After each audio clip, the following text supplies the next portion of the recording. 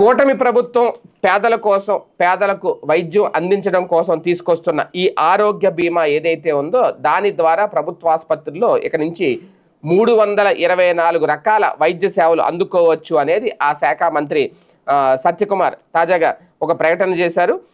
ప్రస్తుతం 169 రకాల సేవలు అందుతున్నాయట. ఇప్పుడు అదనంగా మరో 155 సేవలను అందించబోతున్నారు. ఎన్టీఆర్ వైద్య సేవ కింద లబ్ధిదారులకు ఉచితంగా అందుతున్న వైద్య సేవలు కొత్త హైబ్రిడ్ విధానంలో అమలు చేయనున్న సేవలను క్రమబద్ధీకరించడంపై అధ్యయనం చేశారట. గత ప్రభుత్వ హయాంలో ప్రభుత్వంలో అప్పట్లో చికిత్సలో సారూప్యత, ఒకే రకం ప్యాకేజీ, విలువ కలిగిన పలు వైద్య సేవలను వేరువేరుగా చూపించి సేవల సంఖ్య 3257కి పెరిగినట్లు ప్రచారం చేసుకున్నారట. అలాంటి ఒకే రకమైన 186 సేవలను ఒకే ప్యాకేజీ కింద తీసుకొచ్చాము అని చెప్పుకొచ్చారు. ప్రభుత్వ ఆసుపత్రులు కేటాయించిన 324 సేవలు, అరుదుగా అందిస్తున్న మరో 197 రకాల సేవలు, ఒకే ప్యాకేజీ కింద తీసుకొచ్చిన 186 సేవలు మినహా మిగిలిన 2550 సేవలను ఇన్సూరెన్స్ కింద అందించినట్లు వెల్లడించారు.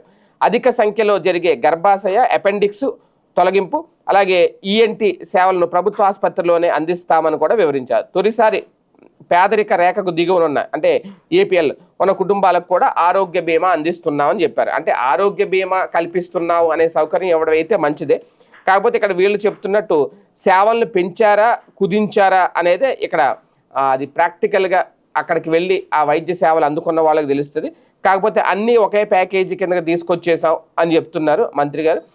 ఇది ఒక మంచి వెసులుబాటు అయితే పేదలకు ఆరోగ్యం అందించే విషయంలో మంచిదే. లేదు రేపొద్దున వైసీపీ రేట్ చేస్తుంది దీనికి సంబంధించి, మేము ఇన్ని అందించాం వీళ్ళే చెప్తున్నారు కదా, 3257కి పెంచినట్టు వాళ్ళు ప్రచారం చేసుకున్నారు.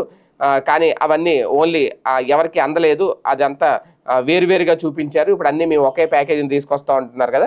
రేపొద్దున కనుక ఈ మిగిలిన సేవల్ని 2550 సేవల్ని ఇన్సూరెన్స్ కింద జమ చేశారు కదా, ఒకవేళ అక్కడ ఏమన్నా ఇబ్బంది అయితే అప్పుడు ప్రజల నుంచి వ్యతిరేకత, తిరుగుబాటు అనేది మొదలవుతుంది.